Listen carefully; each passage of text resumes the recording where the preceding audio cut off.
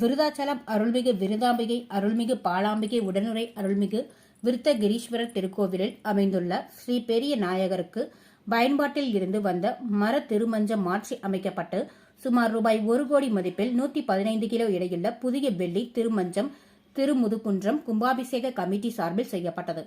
இந்த புதிய வெள்ளி திருமஞ்சம் சுவாமிக்கு நாளை அர்ப்பணிக்கப்பட உள்ளது.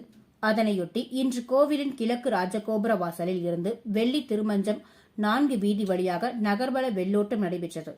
வெள்ளோட்டத்தை திருமுதுகுன்றம் கும்பாபிஷேக கமிட்டி நிர்வாகிகள் தொடங்கி வைத்தனர்.